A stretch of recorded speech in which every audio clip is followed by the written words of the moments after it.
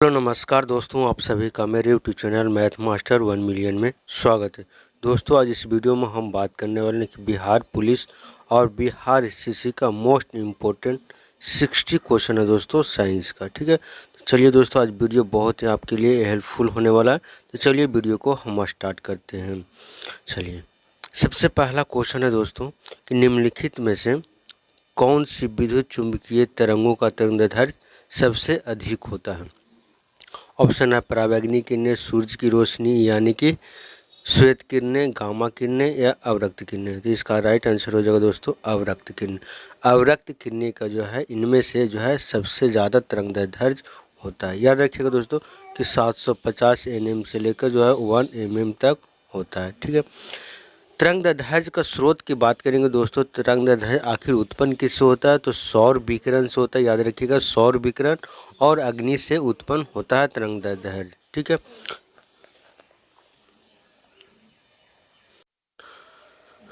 और दोस्तों इसमें जो है तरंगदैर्घ्य उत्पन्न जो होता है, याद रखिए अवरक्त जो उत्पन्न जो होता है, याद रखिएगा गर्म पिंडों और अणुओं के द्वारा जो है क्या होता है, उत्पन्न होता है।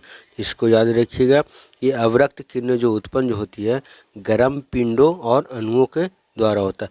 अवरक्त किरणें का खोज जो है दोस्तों, इसको याद रखिएगा कि विलियम हर्शल ने किया था। किसने किया था? अवरक्त किरणें का खोज विलियम हर्शल ने किया था। इसको याद रखिएगा। ठीक है, अब दोस्तों हम बात करेंगे परावैंगनिक किरणें के बारे में। परावैंगनिक किरणें का खोज जो है याद रखिएगा जोहान विल्हेम रिटर ने किया था। मैं आपको फिर से एक बार रिपीट कर रहा हूँ, जोहान विल्हेम रिटर ने किया था। परावैंगनिक किरणें जो है एक विद्युत चुंबकीय तरंगे भी है। ठीक है, परावैंगनिक किरणें कैसा है? विद्युत चुंबकीय तरंगे, विद्युत चुंबकीय विकिरण है। इसको याद रखिएगा, एग्जाम के व्यू से दोस्तों बहुत ही इंपॉर्टेंट पॉइंट मैं आपको बता रहा हूँ। ठीक है, गामा किरणें की बात करेंगे तो गामा किरणें जो होती है इसका खोज पॉल बिलार्ड ने किया था। किसने किया था? पॉल बिलार्ड ने किया था। बिलार्ड ने किया था। ठीक है, गामा किरणें का खोज जो है पॉल बिलार्ड ने किया था। और जो है गामा किरणें जो है दोस्तों इस पर कोई आवेश नहीं होता। मैं आपको फिर एक बार पॉइंट बता रहा हूँ कि गामा किरणें का जो कोई आवेश नहीं होता, कोई भी आवेश नहीं होता। और नहीं दोस्तों कोई क्या होता है? मास होता है। इसको याद रखिएगा। ठीक है, न कोई द्रव्यमान या मास होता है, यानी कि आवेश रहित और द्रव्यमान रहित होता है। ठीक है, अब दोस्तों हम बात करेंगे प्रकाश की यानी सूरज की रोशनी जो है इसका जो तरंगदैर्घ्य का रेंज जो होता है, याद रखिएगा बहुत इंपॉर्टेंट है। 3939 एंगस्ट्रॉम से लेकर जो है 7800 एंगस्ट्रॉम तक होता है। तो इसको याद रखिएगा। ठीक है, 3900 एंगस्ट्रॉम से लेकर 7800 एंगस्ट्रॉम तक इसको मापा जाता है। चलिए अगला प्रश्न कि किस धातु का गलनांक जो है सबसे अधिक होता है। किस धातु का गलनांक जो है सबसे अधिक होता है? ऑप्शन है ओस्मियम, टंगस्टन, मोलिब्डेनम या एल्युमिनियम। इसको याद रखिएगा दोस्तों कि सबसे गलनांक जो अधिक होगा टंगस्टन होगा, टंगस्टन। ठीक है, लगभग जो है दोस्तों 3422 डिग्री सेल्सियस होता है। ठीक है, इसका खोज जो है दोस्तों वोल्फ्राम ने किया था। याद रखिएगा टंगस्टन का खोज जो है वोल्फ्राम ने किया था। वोल्फ्राम ने किया था खोज। और इसका जो है दोस्तों टंगस्टन जो है सबसे कठोर धातु है। ठीक है, याद रखिएगा कि सबसे क्या है? कठोर धातु टंगस्टन है। इसको याद रखिए। इसका परमाणु संख्या जो होती है दोस्तों 74 होती है। ठीक है, और टंगस्टन जो होता है निकेल प्लस आयरन से बना होता है। इसको याद रखिएगा, निकेल और आयरन से क्या होता है? बना होता है। ठीक है, चलिए अगला प्रश्न है कि सबसे हल्की धातु कौन सी है। सबसे हल्की धातु कौन सी है? ठीक है, तो ऑप्शन है आपका लिथियम, इरिडियम, एल्युमिनियम, ऑस्मियम। ठीक है, तो सबसे हल्की धातु जो हो जाएगा लिथियम हो जाएगा। ठीक है, ऑप्शन क्या हो जाएगा? लिथियम हो जाएगा। दोस्तों सबसे हल्की धातु और सबसे कम घनत्व वाला भी ये धातु है। ठीक है, इसको याद रखिए, सबसे हल्की और सबसे कम घनत्व वाली धातु है। ऑस्मियम की बात करेंगे दोस्तों तो ऑस्मियम जो है विश्व का, याद रखिएगा, विश्व का सबसे भारी धातु है। क्या है? सबसे भारी धातु है ऑस्मियम। इसका सिंबल होता है दोस्तों OH से डिनोट करते हैं। लिथियम को Li से डिनोट करते हैं।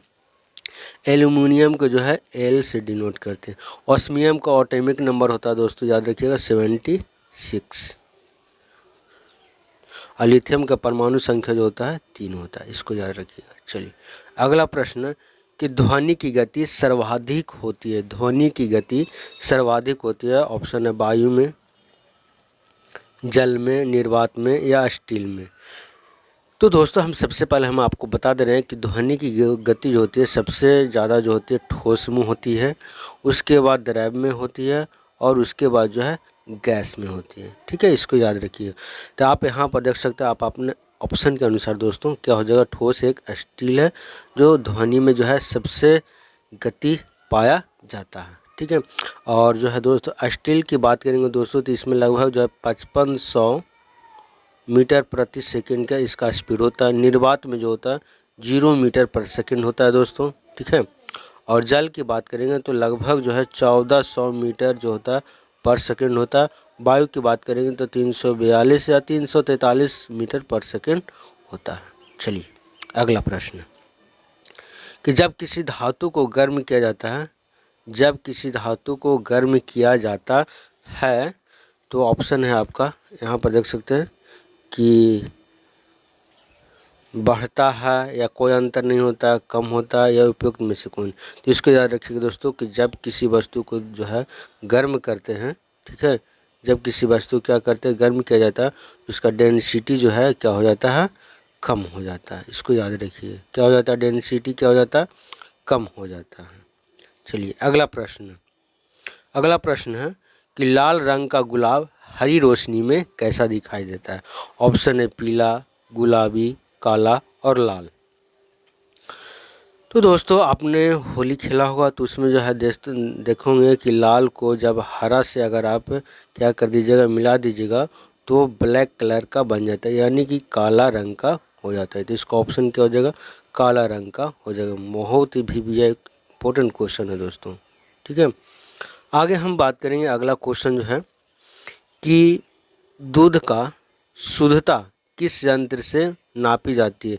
दूध की जो शुद्धता जो है किस यंत्र से मापी जाती है। ऑप्शन है मैनोमीटर, हाइड्रोमीटर और ऑप्शन है लैक्टोमीटर या फेडोमीटर। ठीक है, तो इसका राइट आंसर हो जाएगा दोस्तों लैक्टोमीटर। जो दूध की जो शुद्धता जो मापी जाती है लैक्टोमीटर से मापा जाता है। ठीक है, फेडोमीटर क्या होता है दोस्तों, कि फेडोमीटर जो होता है समुद्र की गहराई नापा जाता है। ठीक है, क्या मापा जाता है, समुद्र की गहराई जो है मापा जाता है। ठीक है, हाइड्रोमीटर की बात करेंगे तो हाइड्रोमीटर जो है आप ऊपर में ऑप्शन देख सकते हैं यहाँ पर कि हाइड्रोमीटर में जो है आपका द्रव का घनत्व मापा जाता है। क्या मापा जाता है, द्रव का जो है घनत्व मापा जाता है। ठीक है, चलिए अगला प्रश्न है कि डायनेमो का कार्य है। अगला क्वेश्चन है कि डायनेमो का कार्य क्या है। तो ऑप्शन है विद्युत ऊर्जा को यांत्रिक ऊर्जा में परिवर्तित करना, यांत्रिक ऊर्जा को विद्युत ऊर्जा में परिवर्तित करना या विद्युत ऊर्जा को ऊष्मा ऊर्जा में परिवर्तित करना। तो दोस्तों याद रखिएगा कि डायनेमो का जो मेन जो काम होता है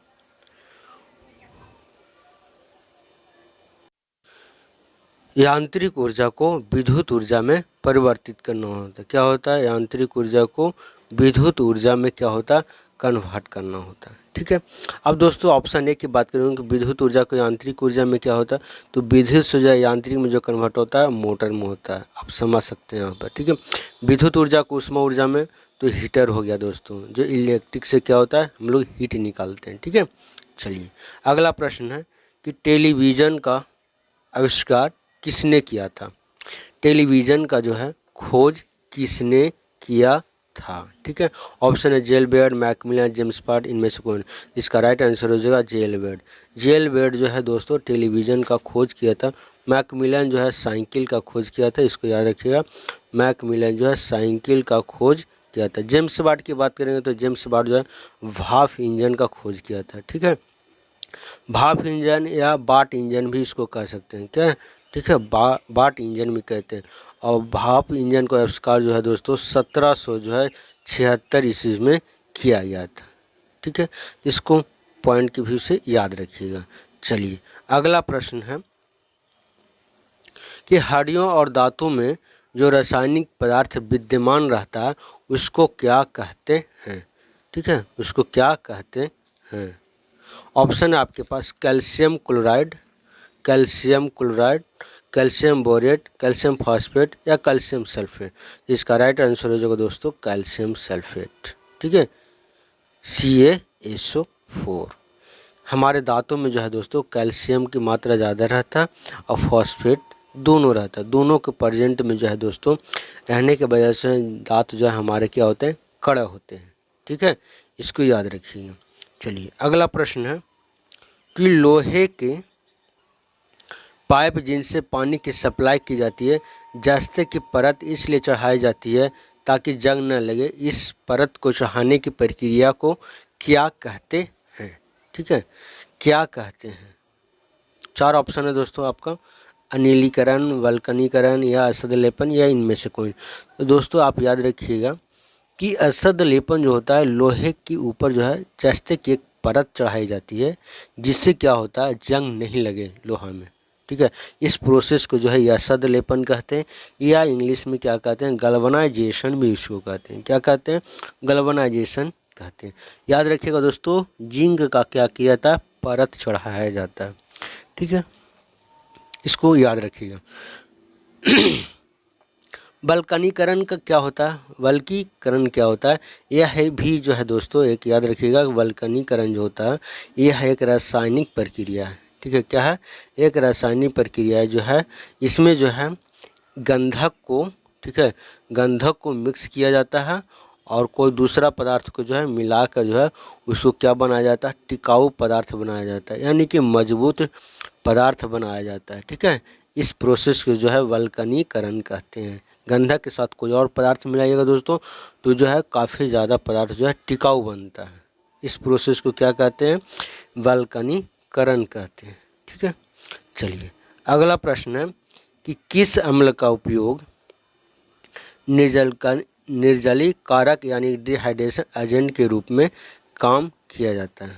ठीक है, इसका ऑप्शन है हाइड्रोक्लोरिक अम्ल, हाइड्रोक्लोरिक अम्ल, सल्फ्यूरिक अम्ल, एसिटिक अम्ल या नाइट्रिक अम्ल। ठीक है, तो इसको याद रखिएगा दोस्तों कि निर्जलीकरण जो होता है यानी कि डिहाइड्रेशन होता है, आपके शरीर से जो पानी जो निकलता है, शरीर से पानी निकलना ही दोस्तों डिहाइड्रेशन कहलाता है। ठीक है, और इसमें जो प्रेजेंट रहता है आपका सल्फ्यूरिक एसिड रहता है। क्या रहता है? सल्फ्यूरिक एसिड रहता है, H2SO4। दोस्तों इसके अलावा और भी रहता है फास्फोरस पेंटाऑक्साइड। क्या रहता है? फास्फोरस पेंटाऑक्साइड, जिसका केमिकल फार्मूला होता है P2O5। इसको याद रखिएगा, क्या होता है? फास्फोरस पेंटाऑक्साइड और सल्फ्यूरिक एसिड क्या रहता है? प्रेजेंट रहता है। ठीक है, इसको याद रखिएगा। चलिए अगला प्रश्न है कि विलय को विलयन से पृथक किया जाता है। ठीक है, तो ऑप्शन है निस्पंदन यानी कि फिल्ट्रेशन, बाष्पीकरण या निस्तारण या अवसादन। ठीक है, या सेडिमेंटेशन। तो इसको याद रखिएगा दोस्तों, विलय को जो है विलय को विलयन से जब अलग किया जाता है उस प्रोसेस जो है उस प्रोसेस के द्वारा अलग किया जाता है। ऑप्शन नंबर बी बाष्पीकरण के द्वारा किया जाता है। बाष्पीकरण का दोस्तों मैं आपको सिंपल से एक उदाहरण देता हूँ। ठीक है, जैसे मान लीजिए जब पानी में आप दोस्तों जो है नमक मिला दिए। क्या मिला दिए? नमक। ठीक है, तो ये दोस्तों जो विलयन में जो है आपका विलय क्या हो गया, नमक मिल गया है। ठीक है, अब दोस्तों इसको आप अलग कैसे कीजिएगा, तो जो पानी में जो नमक घुला हुआ है ना उसको आप क्या कीजिए, धूप में छोड़ दीजिए या गर्म कर दीजिए। ठीक है, इसको हीट दे दीजिए तो पानी क्या हो जाएगा दोस्तों, वेपोराइजेशन हो जाएगा यानी कि बाष्पीकरण हो जाएगा। तो दोस्तों फिर से क्या हो जाएगा, नमक प्राप्त हो जाएगा। तो इस प्रोसेस को क्या कहते हैं, बाष्पीकरण कहते हैं। ठीक है, इसको याद रखें। एक तरह से कह सकते हैं दोस्तों कि जो है आप इसको बाष्पीकरण कह सकते हैं। ठीक है, अगला ऑप्शन है दोस्तों इसमें निस्पंदन। निस्पंदन क्या होता है, इसको थोड़ा सा समझिएगा। फिल्टरेशन यानी किसी चीज़ को क्या होता है, फिल्टर करना होता है। यानी कि दोस्तों मान लेके जाएगा आपके पास जो है गंदा पानी है। ठीक है, इम्प्योर वाटर जिसको कहते हैं, इम्प्योर वाटर को जो है दोस्तों आप प्योर बना दिए। ठीक है, इस प्रोसेस में जो है आपको फिल्टरेशन कहा जाता है। फिल्टर करना होता है। ठीक है, इसको याद रखें।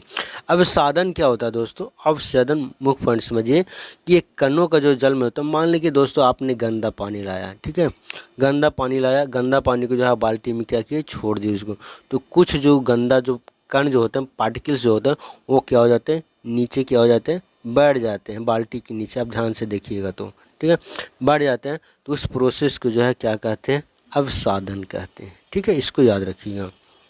चलिए अगला प्रश्न है कि निम्नलिखित में से कौन सी गैस वायुमंडल में नहीं होता। ऑप्शन आपके नीचे 4 को दिया हो, कौन सा जो है वायुमंडल में नहीं होता। Option nitrogen, helium, chlorine, krypton. तो याद रखिएगा दोस्तों, क्लोरीन जो है वायुमंडल में नहीं पाया जाता है। वायुमंडल में नाइट्रोजन पाया जाता है, हीलियम पाया जाता है, क्रिप्टन पाया जाता है, लेकिन दोस्तों क्लोरीन जो है नहीं पाया जाता है। इसको याद रखिएगा। ठीक है, चलिए अगला प्रश्न है कि पोटेशियम क्लोरेट को गर्म करने पर क्या होता है। पोटेशियम क्लोरेट को जो है गर्म करने पर क्या निकलता है। ऑप्शन आपका नाइट्रोजन गैस निकलता है, या ऑक्सीजन गैस निकलता है, या हाइड्रोजन गैस निकलता है, या इनमें से कोई नहीं। तो दोस्तों याद रखिएगा, इसमें जो है आपका ऑप्शन हो जाएगा बी, ऑक्सीजन गैस निकलता है। देखिए दोस्तों, पोटेशियम क्लोराइड क्या होता है, पोटेशियम क्लोराइड यानी कि KClO3, इसकी याद रखिए।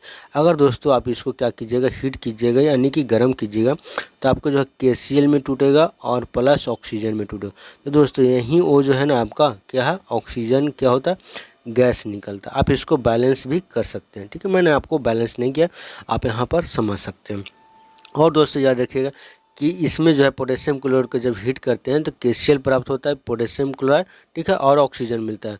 यह है कि क्या होता है दोस्तों, रासायनिक परिवर्तन होता है। क्या होता है, एक रासायनिक परिवर्तन होता है। ठीक है, इसको याद रखिएगा। चलिए अगला प्रश्न है कि समुद्र के पानी से नमक निकालने के लिए निम्नलिखित में से कौन सा विधि जो है अपनाया जाता है। कह रहा है कौन से विधि जो है अपनाया जाता है। ऑप्शन है ऊर्ध्वपातन, बाष्पीकरण, क्रिस्टलेशन, क्रिस्टलीकरण, या आसवन। तो इसका राइट आंसर हो जाएगा दोस्तों ऑप्शन नंबर क्या हो जाएगा, बी, बाष्पीकरण। दोस्तों मैंने अभी आपका बाष्पीकरण में जो है पिछले क्वेश्चन में जो है मैंने आपको डिस्कशन किया, उसी प्रकार दोस्तों क्या कहता है कि समुद्र को पानी को लाया जाता है, उसके बाद जो है दोस्तों बड़े बड़े नहरों में जो है उसको गड्ढे करके जो है ट्रांसफ़र कर दिया जाता है पानी को, और फिर सूखने के लिए छोड़ देता है। दोस्तों पानी जो होता है क्या होता है दोस्तों, गर्म के वजह से क्या होता है, वेपोराइज हो जाते हैं, और नमक जो है दोस्तों नीचे क्या हो जाता है, जम जाता है। तो इस प्रोसेस को क्या कहते हैं, बाष्पीकरण कहते हैं। ठीक है, और इससे हमको क्या हो जाता है, नमक प्राप्त हो जाता है। ठीक है, ऑप्शन नंबर डी की बात करेंगे दोस्तों, आसवन क्या होता है। आसवन जो होता है द्रवों के मिश्रण को क्या किया जाता है, अलग किया जाता है। जो द्रव में मान लिया कि कोई मिश्रण हो, ठीक है, तो द्रव में जो है यानी कि लिक्विड में जो कोई भी अगर मिश्रित है आपका मिक्सचर है, तो इसको अलग करने के प्रोसेस को क्या कहते हैं, आसवन मेथड कहते हैं। ठीक है, आसवन मेथड में जो है दोस्तों बाष्पीकरण भी आता है, याद रखिएगा। आसवन मेथड में जो है बाष्पीकरण और संघनन भी होता है दोस्तों। ठीक है, आप जानते हैं कि संघनन के कारण ही जो है दोस्तों क्या होता है, वर्षा होती है। चलिए अगला क्वेश्चन है कि किस प्रक्रिया के द्वारा तेल को वेजिटेबल घी में परिवर्तित किया जाता है। ऑप्शन है हाइड्रोजनीकरण, आसवन, उपचयन, या अपचयन। ठीक है, तो इसका राइट आंसर हो जाएगा दोस्तों हाइड्रोजनीकरण। हाइड्रोजनीकरण के द्वारा ही दोस्तों क्या किया जाता है, तेल को वेजिटेबल घी में क्या किया जाता है, परिवर्तित किया जाता है। ये थोड़ा सा समझिए दोस्तों, इसका क्या होता है। हाइड्रोजनीकरण का अर्थ होता है दोस्तों कि ठोस वनस्पति में क्या किया जाता है, परिवर्तित किया जाता है। किस में किया जाता है, ठोस वनस्पति में क्या किया जाता है, कन्वर्ट किया जाता है। जैसे मछली का तेल, ठीक है, मछली के तेल को क्या कहता है, गंध रहित बनाया जाता है, तो हाइड्रोजनीकरण के द्वारा ही क्या किया जाता है, बनाया जाता है। चलिए अगला प्रश्न है कि सिरके को प्रकृति अम्लीय किसके कारण होता है। सिरका में जो है अम्लीय जो है किसके कारण होता है। ऑप्शन है दोस्तों साइट्रिक एसिड, सल्फ्यूरिक अम्ल, ठीक है, और आपका है हाइड्रोक्लोरिक अम्ल या एसिटिक अम्ल। ठीक है, तो दोस्तों इसका राइट आंसर हो जाएगा आपका, यहाँ पर देख सकते हैं साइट्रिक अम्ल, इसका राइट आंसर हो जाएगा दोस्तों एसिटिक एसिड। थोड़ा सा आप जान लीजिए दोस्तों एसिटिक एसिड क्या होता है, ठीक है, इसके बारे में आप जान लीजिए, ठीक है।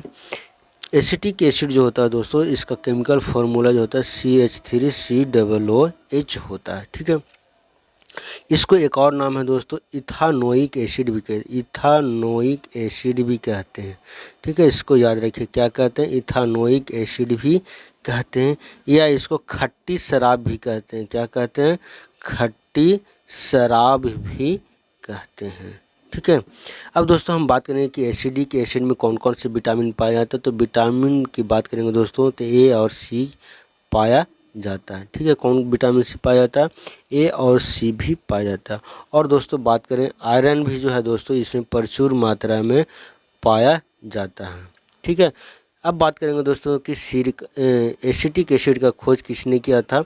तो दोस्तों किसी खोज ने नहीं किया था दोस्तों, ये प्रचलन में आया था। बेबीलोन नाम का एक जो है दो देश है, वहाँ से इसको स्टार्ट किया गया था, ठीक है। इसको याद है। और लोग इसको आजकल जो है ज़्यादातर दोस्तों यूके में, ठीक है, और यूएस में इसका ज़्यादा इस्तेमाल किया जा रहा है, ठीक है। इसको याद रखिए। और सबसे अच्छा सिरका जो बनता है दोस्तों, याद रखिएगा कि सबसे अच्छा सिरका जो बनता है वो सेव का बनता है, ठीक है।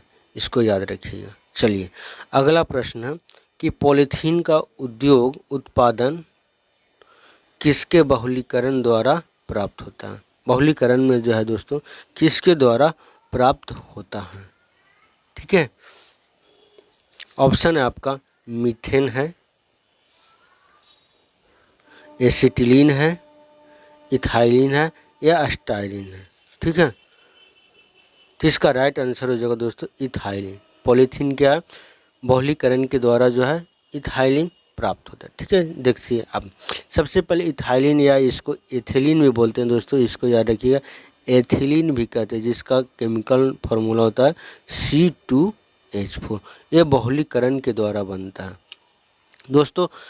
जो पॉलीथीन जो होता है आपको बहुलीकरण में जो होता है एथिलीन भी प्रयोग किया जाता है, प्लस में याद रखिएगा कि बेंजील डिहाइड भी इसका में यूज किया जाता है, बेंजील डिहाइड, ठीक है। इसको याद रखिए, बेंजील डिहाइड भी इसको यूज किया जाता है।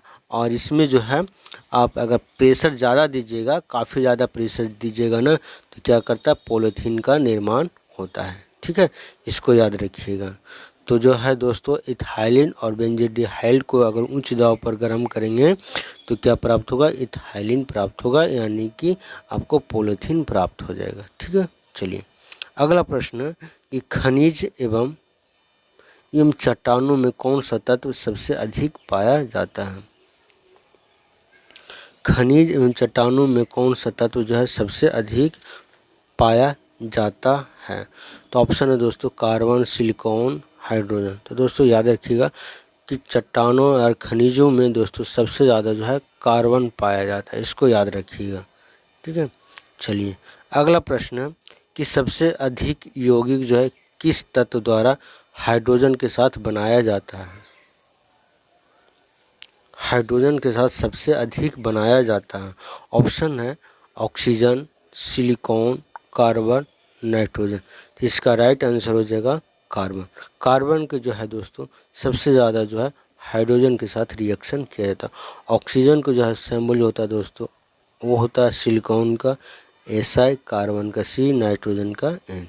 ऑक्सीजन का परमाणु संख्या जो होता है दोस्तों ऑक्सीजन के 8, सिलिकॉन के 14, कार्बन के 7 और नाइट्रोजन का 8, ठीक है। इसको याद रखिएगा। चलिए अगला प्रश्न है कि गुब्बारों में हाइड्रोजन की अपेक्षा हीलियम भरना अधिक उपयोगी माना जाता है, क्योंकि ऑप्शन है यह सस्ता होता है, कम भारी होता है, यह रोहन क्षमता अधिक होता है, यह हवा के साथ मिलकर कोई विस्फोटक मिश्रण नहीं बनाता है।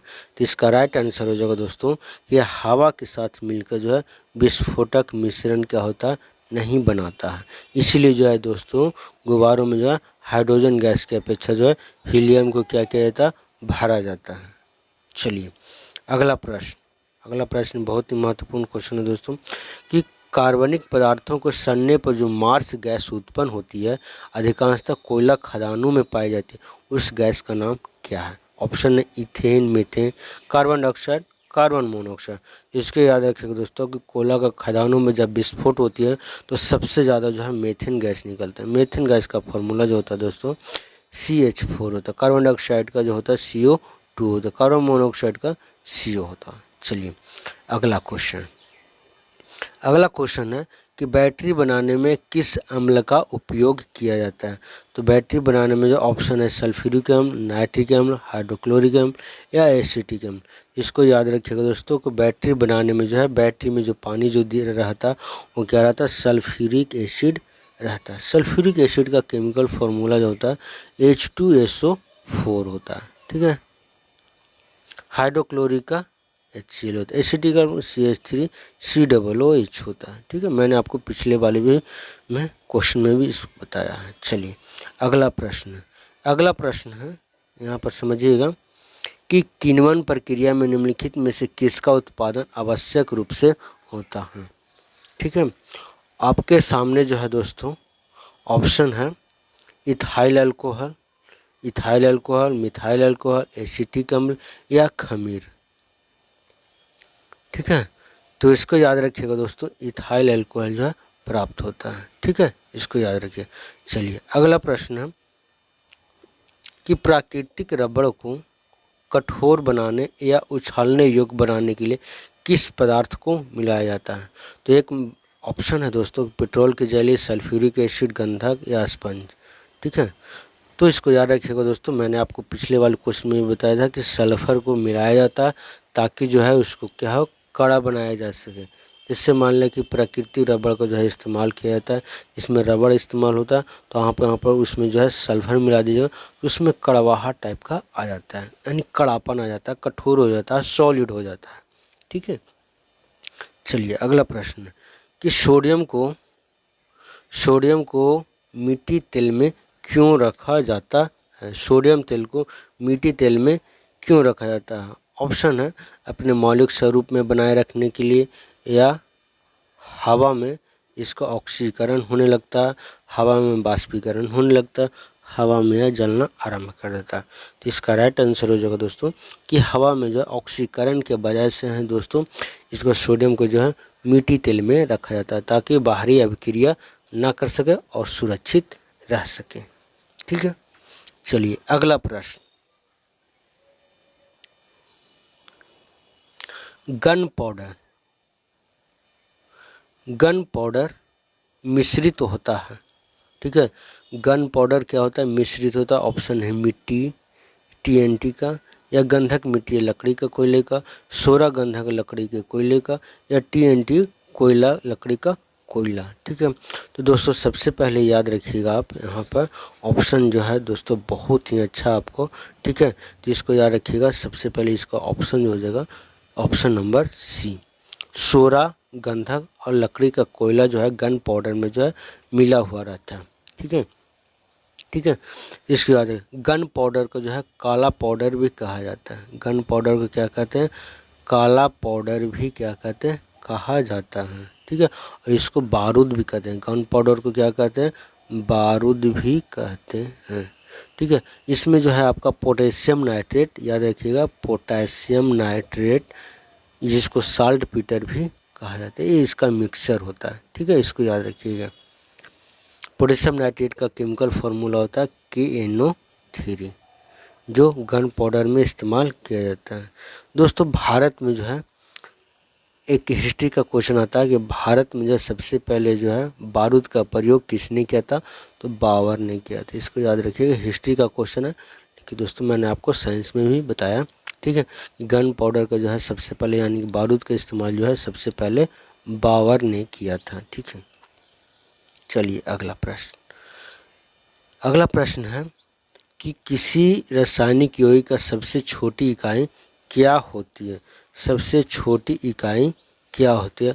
ऑप्शन है परमाणु, इलेक्ट्रॉन, प्रोटॉन या अणु। ठीक है, तो इसको याद रखिएगा दोस्तों, ऑप्शन क्या हो जाएगा, अणु। अणु जो है ये क्या होता है, सबसे छोटा होता है। ठीक है, चलिए अगला प्रश्न है कि हाइपो, ठीक है, जिसका उपयोग फोटोग्राफी में होता है, रासायनिक तौर पर क्या कहलाता है। ऑप्शन है silver bromide, sodium thiosulphate, sodium phosphate या सोडियम नाइट्रेट। तो इसका राइट आंसर हो जाएगा कि फोटोग्राफी में जो यूज किया जाता है, ठीक है, उसको सोडियम थायोसल्फेट कहते हैं। उसको क्या कहते हैं? Sodium thiosulphate. इसका केमिकल फार्मूला था दोस्तों, याद रखिएगा, Na2H2O3। इसको आप कॉपी में नोट भी कर सकते हैं, ठीक है। इसको फोटोग्राफी में जो पिक्चर लेने में जो दोस्तों और क्लीन आए, इसके लिए जो है सोडियम थायोसल्फेट का क्या करते हैं? यूज किया जाता है।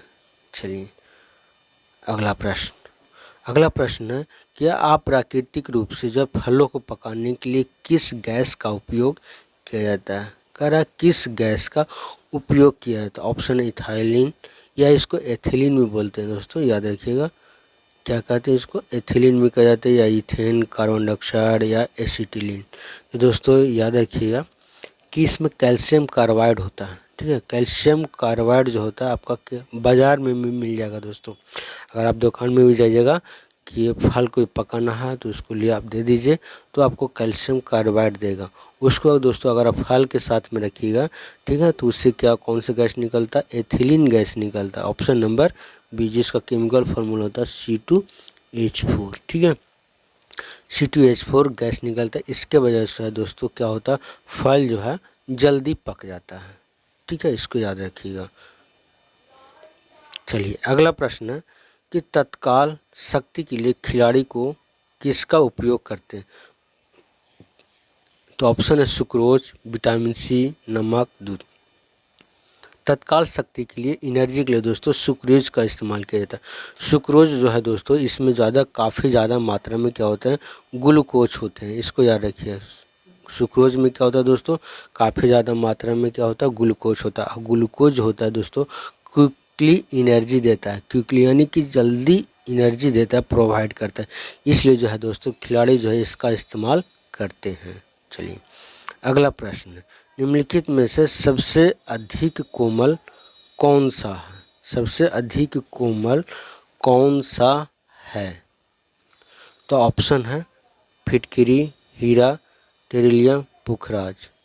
तो सब याद रखिएगा, सबसे अधिक कोमल जो है हीरा हो जाएगा, ठीक है, इसको याद रखिएगा। चलिए अगला प्रश्न है कि कण द्वारा चले मार्ग की प्रकृति निर्धारित होती है।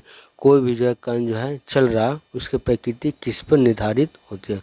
ऑप्शन है इसका त्वरण से, वेग से, विस्थापन से, या उपयुक्त में से कोई नहीं, ठीक है।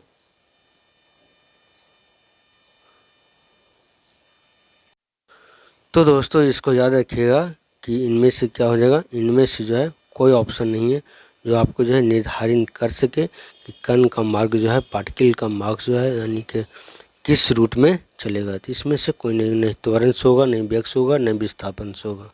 चलिए अगला प्रश्न है कि निम्न में से कौन सा असंरक्षित बल है? अनसंरक्षित, जिसको जो हम लोग संरक्षित नहीं कर सकते हैं, ठीक है, इसको क्या हम लोग कर सकते हैं कि संरक्षित नहीं कर सकते हैं।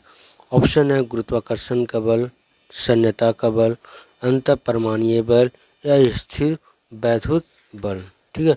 इसका राइट आंसर हो जाएगा दोस्तों शून्यता का बल। शून्यता का बल को जो है हम लोग संरक्षित नहीं कर सकते, नहीं कंजर्व करके रख सकते हैं।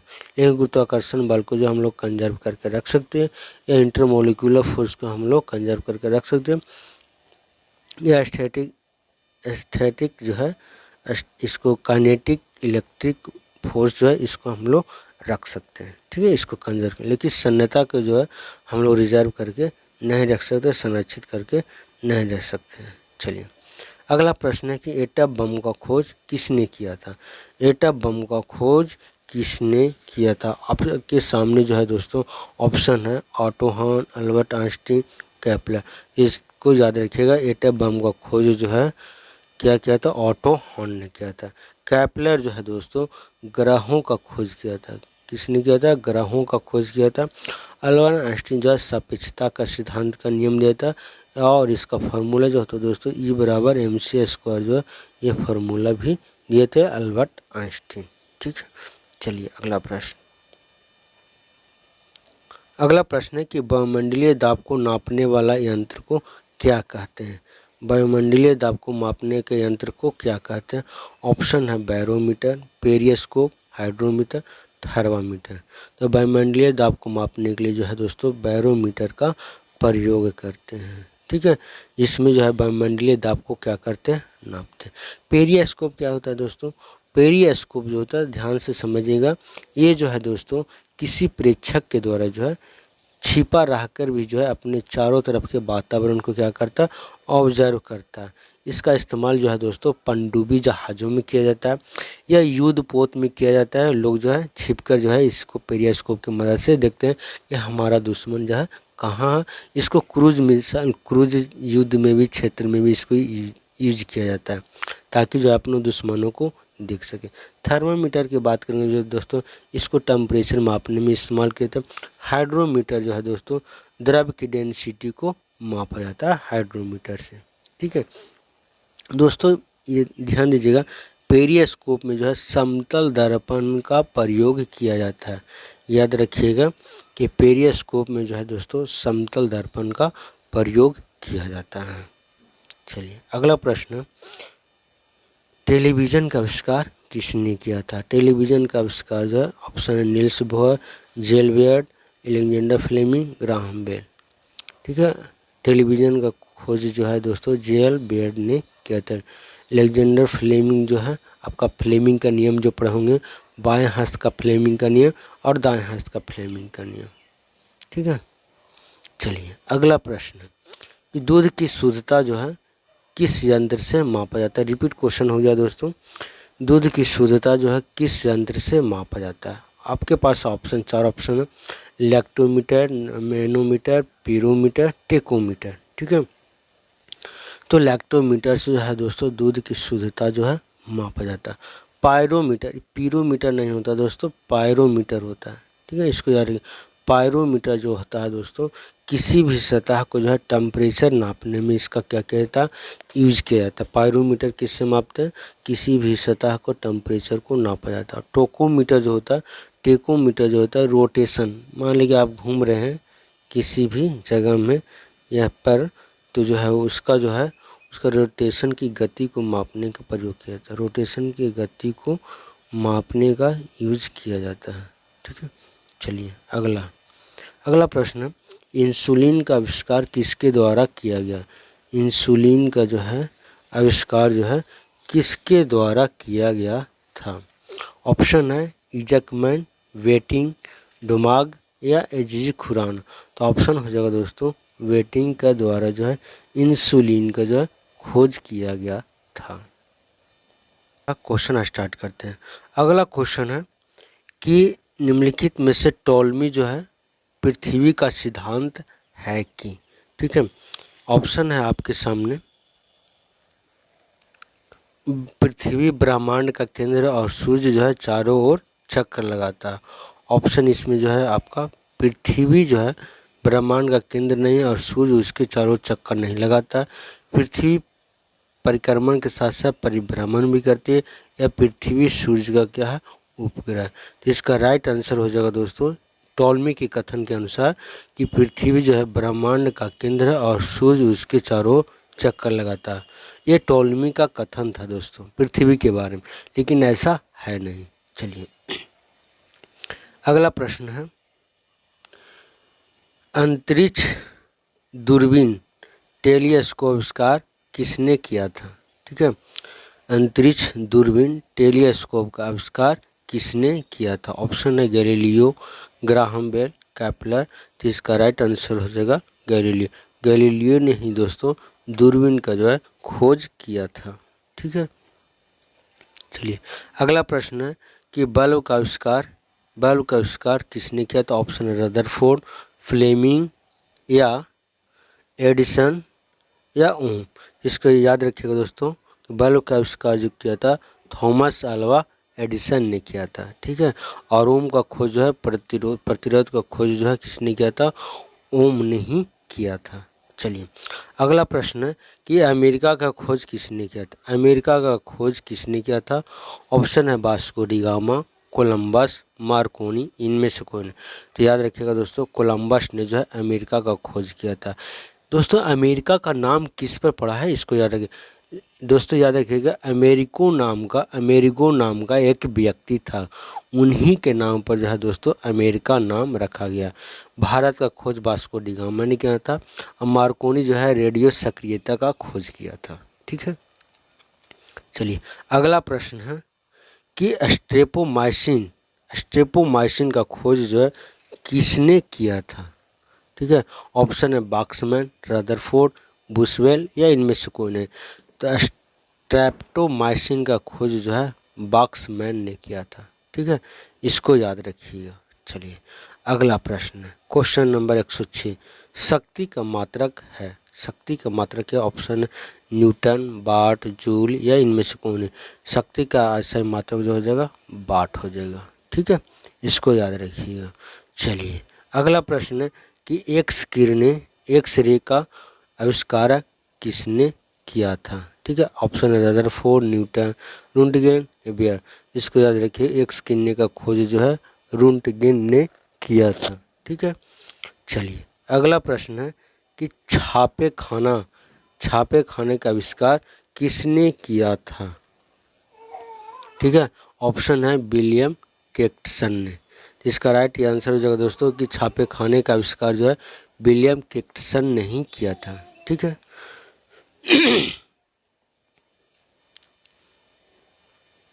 चलिए अगला प्रश्न है कि सापेक्षता का सिद्धांत किसने दिया था। सापेक्षता का सिद्धांत किसने दिया था, मैंने दोस्तों पिछले वाले जो है क्वेश्चन में भी डिस्कशन किया इसके बारे में।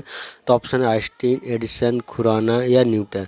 जिसका राइट आंसर हो जाएगा सापेक्षता का सिद्धांत का खोज जो है आइंस्टीन ने किया था। ठीक है, और यहाँ पर जो दोस्तों E बराबर mc² का जो है फॉर्मूला भी आइंस्टीन ने ही दिया था। ठीक है, चलिए अगला प्रश्न है कि अंधों को पढ़ने के लिए लेखन पद्धति आविष्कार किसने किया था। ऑप्शन है मैडम क्यूरी, आइंस्टीन या लुइस ब्रेल। इसका राइट आंसर हो जाएगा लुइस ब्रेल।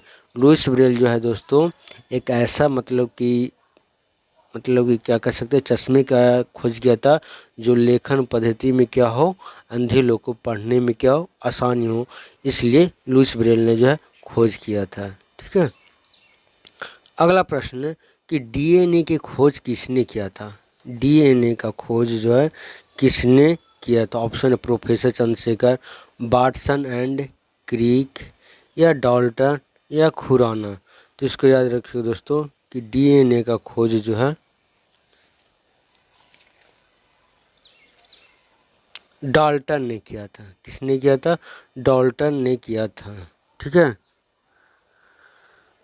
और दोस्तों इसके चलते जो है दोस्तों 1963 ईस्वी में जो है नोबेल पुरस्कार भी दिया गया था। ठीक है, डीएनए जो है दोस्तों याद रखिएगा कि डीएनए जो है शरीर में जो है केंद्रक में नाभिक में पाया जाता है। कहाँ पाया जाता है, नाभिक में डीएनए पाया जाता है। डीएनए को और भी जो है नाम जो है इसका दोस्तों डीऑक्सी, याद रखिएगा क्या नाम है, डीऑक्सी राइबो न्यूक्लियक। ठीक है, राइबो न्यूक्लियक अम्ल कहते हैं। ठीक है दोस्तों, अब हम बात करेंगे इसमें मनुष्य में जो है डीएनए कितना होता है। तो मनुष्य में जो डीएनए जो होते हैं आपका 46 होते हैं। ठीक है, और लंबाई कितने होते हैं, तो लंबाई जो है 2 मीटर होता है डीएनए की लंबाई। ठीक है, चलिए अगला प्रश्न है कि फाउंटेन पेन का खोज जो है किसने किया था। ठीक है, फाउंटेन पेन का खोज किसने किया था। ऑप्शन बैटरमैन, जिलेट ने, फेराडे ने, लैड एस्टियर ने। तो फाउंटेन पेन का आविष्कार जो है वाटरमेलन ने किया था। ठीक है, किसने किया था, वाटरमेलन ने किया था। अगला क्वेश्चन है इलेक्ट्रॉनिक कंप्यूटर का आविष्कार किसने किया था। इलेक्ट्रॉनिक कंप्यूटर का आविष्कार किसने किया था, इसको राइट आंसर हो जाएगा चार्ल्स बेबे। चार्ल्स बेबे ने दोस्तों कंप्यूटर का खोज किया था। चलिए अगला प्रश्न है कि माइनस सेफ्टी लैंप्स का खोज जो है किसने किया था। आपके सामने ऑप्शन है Edison, Humphry Davy, Richard Arkwright, Faraday. तो माइनस सेफ्टी लैंप का खोज जो है हम्फ्री डेवी ने किया था। ठीक है, चलिए अगला प्रश्न है वो ऑटो हॉर्न ऑटो हॉर्न किस आविष्कार से संबंधित हैं? ऑटो हॉर्न जो किससे संबंधित हैं? ऑप्शन है कृत्रिम रेडियो सक्रियता या नाभिकीय संलयन, नाभिकीय विखंडन, आपेक्षिक सिद्धांत। इसको याद रखिएगा दोस्तों, ऑटो हॉर्न जो है नाभिकीय विखंडन से संबंधित हैं। ठीक है, चलिए अगला प्रश्न है कि वोल्ट किसका मात्रक है? वोल्ट जो है किसका मात्रक है? ऑप्शन हो जाएगा विद्युत धारा, प्रतिरोध, विभवांतर या विभिन्न प्रतिरोध का। इसका राइट आंसर हो जाएगा विभवांतर। विभवांतर जो है वोल्ट जो है ऐसा ही मात्रक होता है। ठीक है, इसको याद। अब विद्युत धारा का एम्पियर होता है, प्रतिरोध का ओम होता है, प्रतिरोध का ओम होता है। ठीक है, इसको याद रखिए। चलिए अगला प्रश्न है, निम्नलिखित में से किस वैज्ञानिक ने वंशानुगति को सिद्धांत को खोज किया था? वंशानुगति, ठीक है, खोज किया था। ऑप्शन नंबर आपके सामने है डार्विन, मेंडल या डेरविन। तो मेंडल ने ही जो है दोस्तों वंशानुगति जो हेरिडिटी का जो खोज किया था वो आपको मेंडल ने किया था। हेरिडिटी, इसको वंशानुगत बोलते हैं। ठीक है, चलिए अगला प्रश्न है, पेनिसिलिन का खोज किसने किया था? पेनिसिलिन का खोज जो है किसने किया था? ऑप्शन है Alexander Fleming, Harvard Hanson, Robert Koch. इसका राइट आंसर हो जाएगा दोस्तों अलेक्जेंडर फ्लेमिंग। अलेक्जेंडर फ्लेमिंग ने जो दोस्तों पेनिसिलिन का खोज किया था। चलिए अगला प्रश्न है कि चेचक का टीके का आविष्कार किसने किया था? ऑप्शन आपके सामने है प्रिस्टले, रैप्टिवेटिन, एडवर्ड जेनर, लॉयड। इसका राइट आंसर हो जाएगा एडवर्ड जेनर। एडवर्ड जेनर ने ही चेचक का टीका का खोज किया था। चलिए दोस्तों अगला प्रश्न है और लास्ट क्वेश्चन है कि प्रकाश वर्ष जो है किसका मात्रक होता है? प्रकाश वर्ष जो है किसका मात्रक होता है? ऑप्शन है समय, प्रकाश की तीव्रता या दूरी, इनमें से कोई नहीं। तो दोस्तों याद रखिएगा प्रकाश वर्ष जो है दूरी का मात्रक है। दो ग्रहों के बीच की दूरी मापा जाता है या दो पिंडों के बीच की दूरी जो है मापा जाता है। ठीक है, तो दोस्तों मैंने लगभग जो है दोस्तों आपको 60 क्वेश्चन जो मैंने आपको इस वीडियो में जो है डिस्कशन दोस्तों मैंने आपको जो है लगभग इसमें जो है मैंने आपको 60 क्वेश्चन जो है कवर कराया है। तो दोस्तों अगर वीडियो अच्छी लगी हो तो चैनल को ज़रूर सब्सक्राइब कर लीजिएगा दोस्तों, ताकि आने वाले और भी वीडियो को नोटिफिकेशन जो है आप तक सबसे पहले पहुंच सके। तो दोस्तों आज के लिए इतना ही।